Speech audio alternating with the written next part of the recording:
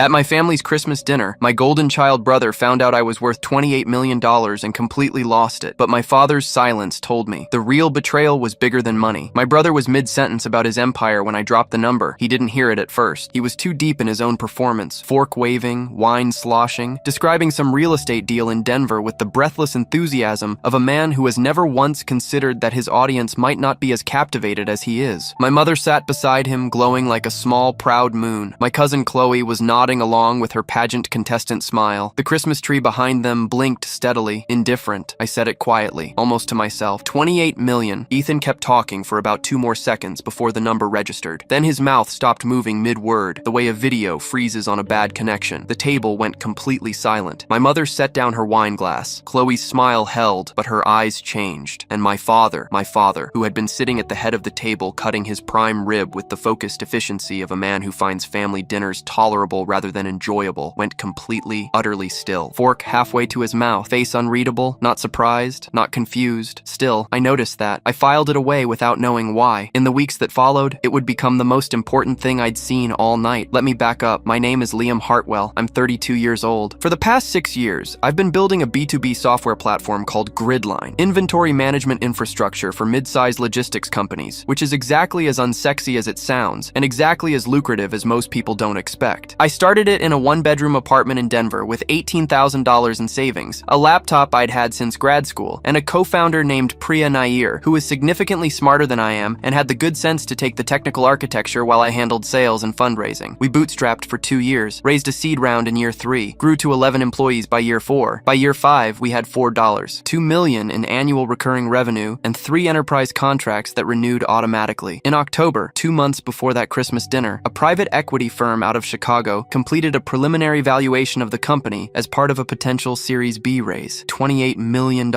I had not told my family, not because I was hiding it exactly, more because I had learned over 32 years that good news in my family had a specific gravitational pull. It moved reliably and completely toward Ethan. My brother is 35. He is handsome in the way that photographs well and charm in the way that works in the first 20 minutes of any conversation. He has the particular energy of someone who has been told his whole life that he is exceptional and has chosen to interpret that as a fact about his potential rather than an obligation to perform. He has started 4 businesses. 2 failed quietly. 1 failed loudly with a lawsuit. The 4th, Davis Properties, a real estate development company, was, as of Christmas, his current vehicle for becoming, as he described it, a titan. I had spent my entire childhood watching my parents orbit Ethan like planets around a sun. I was the quiet one, the one who got decent grades without making anyone proud, the one who disappeared into his room with books and a computer and emerged occasionally to be told he was wasting his potential. My father once told me, during a conversation I remember precisely because I was 16 and it landed like a flat stone in still water, that Ethan had the it factor and that some people just do and some people just don't. And that's not a criticism, Liam, it's just reality. I thought about that a lot over the years. While I was building Gridline, while I was signing enterprise contracts, while I was sitting in a conference room in Chicago listening to a private equity partner tell me what my company was worth. Some people just do and some people just don't. I told myself it had stopped mattering. I was wrong about that, but I didn't find out how wrong until Christmas. Chloe aimed her smile at me across the table about 20 minutes into dinner. So Liam, bright, sweet, the particular warmth of someone sharpening a knife. Still plugging away at that computer stuff? Computer stuff. I'd been building enterprise software for 6 years. She knew this. She had known this for 6 years. Yeah, I said. Still at it. My mother looked up from Ethan's story, which she'd been tracking with the attentiveness of a sports parent watching their child play. Are you even making a decent salary? You never talk about it. She glanced at Ethan. Your brother is building an empire. You could learn something. Ethan smiled modestly. This was the performance I'd been watching for 30 years. The moment where he accepted praise while appearing not to seek it. He was very good at it. Something shifted in my chest. Not rage. Colder than rage. The company was just valued, I said. Ethan started to say something. $28 million. The fork went still in his hand. I watched the number move through the table like a current. My mother's face did 3 things in rapid succession. Disbelief, calculation, something I didn't have a name for. Chloe's smile didn't disappear. It just stopped meaning anything. And Ethan went from pink to a deep mottled red to a color I genuinely cannot describe. The silence lasted maybe 4 seconds. Then he slammed his fork down. The sound hit like a gunshot. You're lying. He shoved back from the table. The chair legs screamed against the hardwood. You're sitting there making that up to humiliate me on Christmas. Why would I lie about that? Because you're a jealous, bitter loser who's been hiding in his room his entire life. His voice had gone to something raw and ugly that I recognized. Not because he'd used it on me before, but because I'd been waiting waiting for it for years. The version of Ethan that existed under the charm. You want to ruin this for me. You always have. My mother had risen halfway out of her chair. How could you have that kind of money?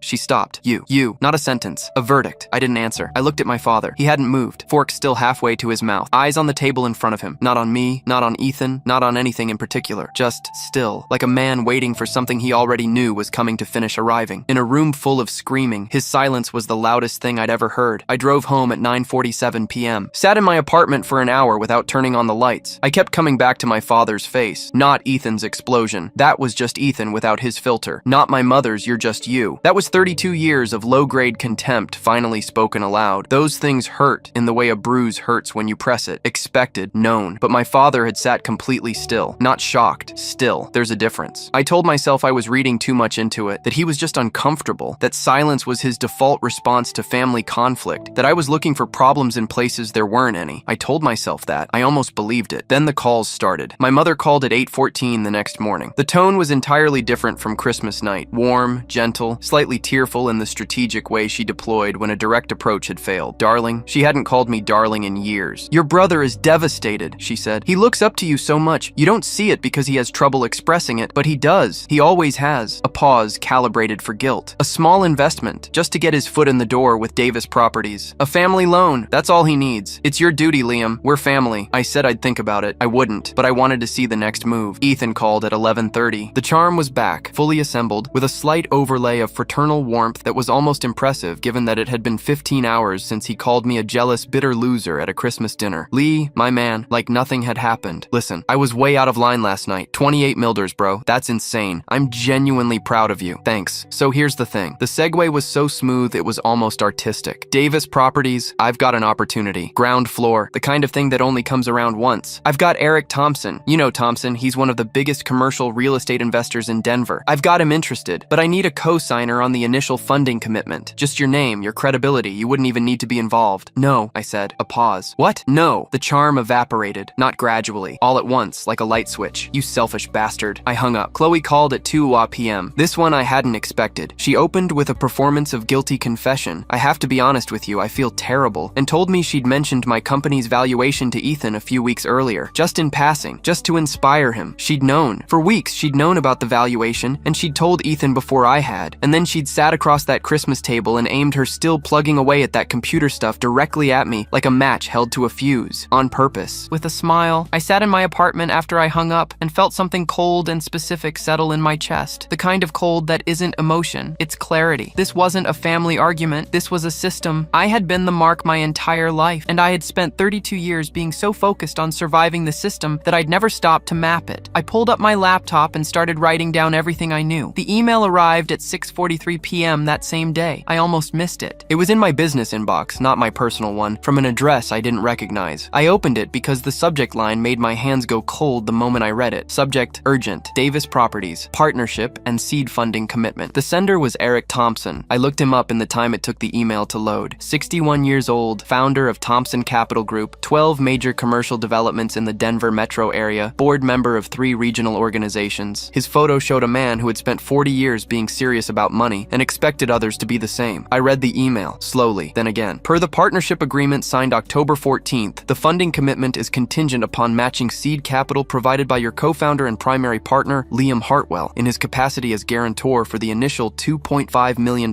investment tranche. We have the executed documents on file and look forward to moving forward on the agreed timeline. Primary partner, guarantor, my name. I read it 3 times. My hands had gone completely still on the keyboard, in the way they go still when my brain is processing something too large to feel all at once. I called my best friend Mark Chen at 7:02 p.m. Mark is 34 years old. He's been a business attorney for 8 years, specializing in commercial contracts and corporate fraud, and has been my closest friend since our second year of undergrad at CU Boulder. He is the kind of person who, when you call him at 7 p.m. and say, "I need you to look at something," says send it before you finish the sentence. I forwarded everything. The email, the documents Thompson had attached, screenshots of every call and text from the past 24 hours. Mark called back at 8:31 p.m. Liam. His voice had a specific quality, not alarmed, more like the tone of a person who has just diagnosed something serious and is choosing their words carefully. Where are you? Home. Stay there. I'm coming over. He arrived at 9:15 with a legal pad, his laptop, and the expression of a man who has read something he cannot unread. He laid it out in order. Ethan had incorporated Davis Properties 6 weeks earlier. The incorporation documents listed 2 founders, Ethan James Hartwell and Gloria Ann Hartwell. My mother. My mother was a co-founder of the company that had just attached my name to a $2.5 million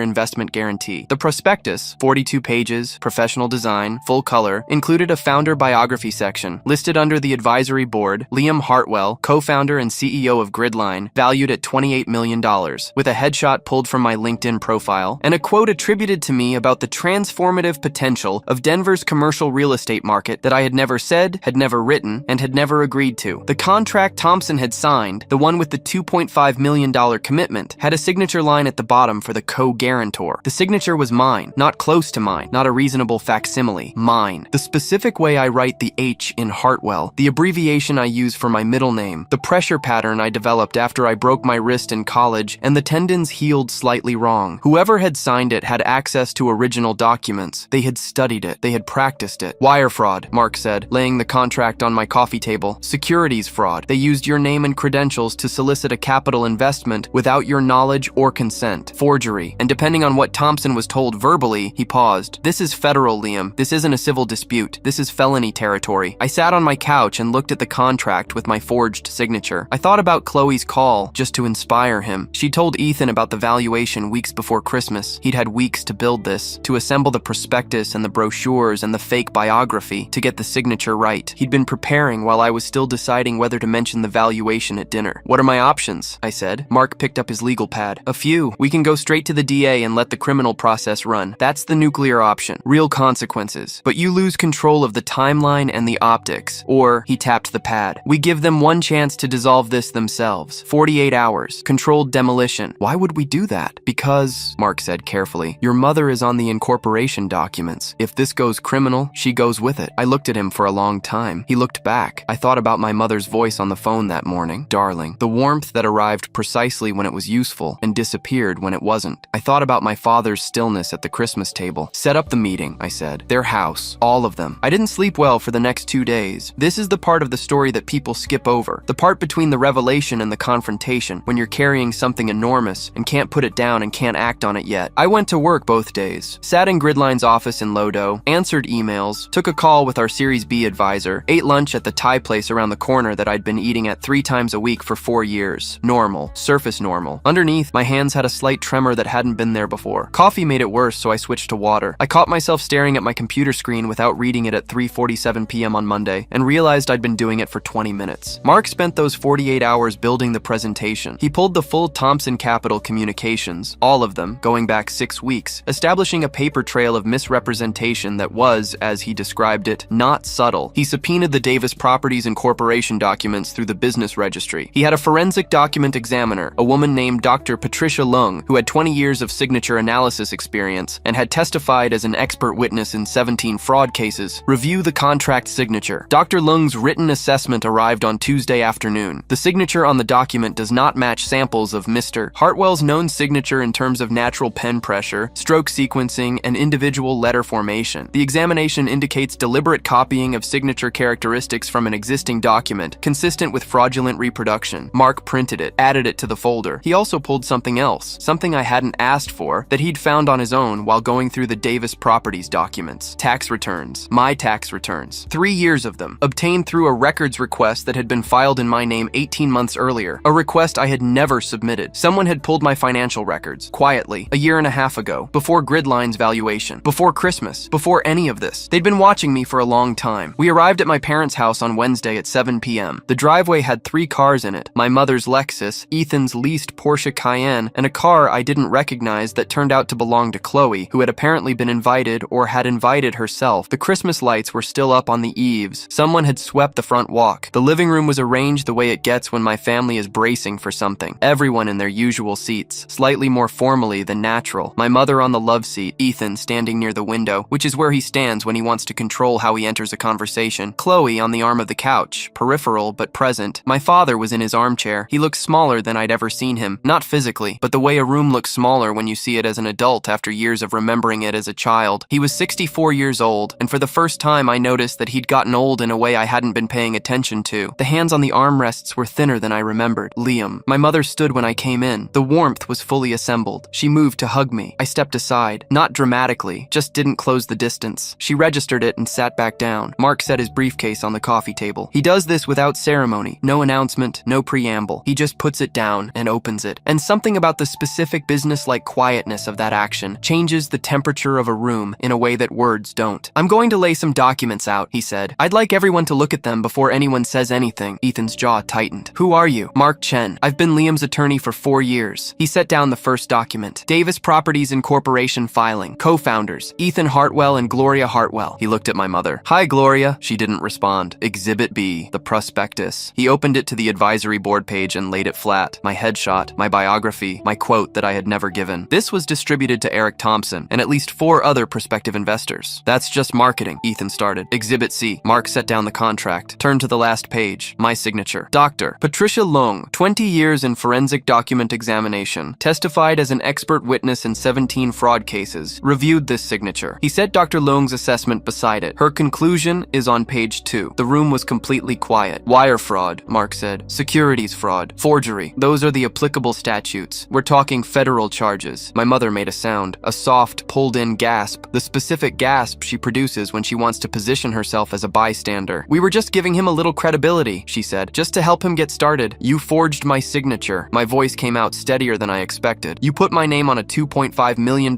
investment contract that I never saw, never agreed to, and never signed. You used my company's valuation to solicit investors without my knowledge." I paused. "You committed federal crimes using my identity. It's not a crime, it's marketing." Ethan's voice cracked at the top, an ugly sound. "You're doing this to destroy me. You've always wanted to." "Ethan." Mark's voice was flat and even. "Stop talking." Ethan stopped. The silence that followed had weight. I turned to my father. Just him. The rest of the room fell away. He was looking at his hands, the thin hands on the armrests. He hadn't spoken since we came in, hadn't looked up from the middle distance he'd been staring into. "Dad." I kept my voice very quiet. "Did you know?" The room went absolutely still. Ethan shot a look at my father. Sharp, warning, the look of someone invoking a prior agreement. My mother whispered something I couldn't hear. Urgent, close to him, turned away from me. My father's hands began to shake. I watched it happen, the tremor starting at his fingers, moving up, his jaw working without producing sound. The particular collapse of a man whose dam has been holding for a long time and has just run out of strength. "It was me," he said. The words came out barely above a whisper. The air left my body. I suggested it. His voice broke on the second word and didn't fully recover. Tears had started, not dramatically, just welling and spilling with the unstoppable quality of something that has been held back too long. "I told Ethan to borrow your credibility, just to get the foot in the door. I thought once the business succeeded, once Ethan was on his feet, you'd understand. You'd see it was for the family." He finally looked up at me. "I thought once it worked, you'd forgive it." I sat with that for a long moment. He thought once it worked, you'd forgive it. Not, I didn't know it was wrong. Not, I thought it was a small thing. Not even a denial. He had known. He had weighed it. My name, my reputation, my legal exposure, against his desire for Ethan to succeed, and he had decided that my forgiveness, post hoc and fait accompli, was worth more than my consent. He hadn't just watched me drown my whole life, standing at the edge and choosing not to extend a hand. He'd been the one deciding the water level, the Christmas table, the stillness, the fork halfway to his mouth. He hadn't been surprised by the number. He'd been calculating. Mark closed the briefcase. One clean, decisive snap that cut through the silence the way a period ends a sentence. 48 hours, he said, standing. Davis Properties is dissolved and all filings are withdrawn. A written retraction is sent to every investor who received the prospectus. Every document referencing Liam Hartwell in any capacity is retracted and destroyed. He picked up the briefcase. If those conditions aren't met, this file goes to the Denver District Attorney's office. We will not negotiate the terms, and we will not extend the deadline. He walked to the door. I stood. I looked at my father one more time. He was looking at the floor. I walked out, left the front door standing open behind us. The cold air of the December night hit me on the porch, sharp and clean and real. Ethan's attorney called Mark's office at 9:52 the following morning. The dissolution documents for Davis Properties were filed with the Colorado Secretary of State at 2:14 p.m. that same day. The retraction letters went out to Eric Thompson and 3 other investors by end of business. Letters that Mark reviewed and approved, carefully worded in the way that legal retractions are carefully worded, which is to say that they said everything necessary while trying to say as little as possible. Thompson pulled his money regardless. When you receive a retraction letter about a business partnership you were told was solid, the money goes elsewhere regardless of what the letter says. That's just how investors operate. Within 72 hours of the dissolution, 2 of Ethan's 3 other investors had quietly withdrawn. The third was a friend of my father's who stayed in for another week before pulling out when the repossession happened. The Porsche Cayenne was repossessed from my parents' driveway on a Friday morning. I know because Chloe texted me about it. Not with malice. She'd apparently pivoted with the efficiency of someone who always keeps keeps 1 foot out of every burning building, to a posture of innocent bystander. Just thought you should know, she wrote. The neighbors saw everything. I didn't respond. The criminal referral. Mark and I discussed it for 2 weeks. The evidence was sufficient. Dr. Leung's assessment, the Thompson communications, the forged contract, the unauthorized records request. Mark laid out every option with the precision I'd come to rely on, and then he did something I didn't expect. He told me to take a week before deciding. This is the kind of decision you can't unmake, he said. Your father confessed in front of witnesses. That matters criminally. Think about what you want the outcome to actually be. I thought about it for 7 days. I thought about the dam breaking in my father's face, the thin hands shaking on the armrests, the man who had been smaller than I remembered. I thought about 32 years of water-level decisions. I called Mark on a Thursday and told him I wanted to pursue the civil case, full restitution for any legal fees, a formal cease and desist binding Ethan from using my name or credentials in any business context, and a signed acknowledgement of the facts. No criminal referral? Mark said. Not unless they violate the agreement. He was quiet for a moment. That's your call. It's not the most aggressive option. I know, I said. I'm not trying to be aggressive. I'm trying to be done. The civil settlement was reached 6 weeks later. The terms I'd specified, plus a clause Mark added requiring written notice to any future investors in any Ethan-associated entity that he had no affiliation with Gridline or its principals. It was signed by Ethan's attorney, my mother's separate attorney. She'd hired her own, which told me everything about the current state of my parents' marriage, and filed with the court. Gridline closed the Series B round in March. $41 million. Priya and I were sitting in the conference room of our Lodo office at 10:30 a.m. when the wire confirmation came through, and she looked at me across the table and said, "We actually did it," with the slightly disbelieving tone of someone who has been working towards something for so long that its arrival feels surreal. "Yeah," I said, "we did. I haven't been back to my parents' house since December." My mother calls occasionally, less frequently now. The calls shorter, the warmth more effortful and less convincing. I pick up roughly half the time. I'm still deciding what that relationship is or can be, and I've accepted that it may take longer to decide than feels comfortable. My father sent me a letter in February, handwritten, 4 pages. I read it twice and put it in a drawer and haven't decided what to do with it yet. Ethan started a new company in April, a fitness app. He did not use my name. I found out about it through LinkedIn, which recommended him to me as someone I might know. I clicked the profile, read the description, closed the tab, put my headphones on, got back to work. Because that's the thing about being the one they never worried about. You learn early that the work is the only thing that was ever really yours. The only thing no one can value on your behalf or borrow without asking or sign their name to while you're not looking. They looked at 32 years of quiet and saw a man who wasn't paying attention. They were wrong about almost everything, but they were most wrong about that.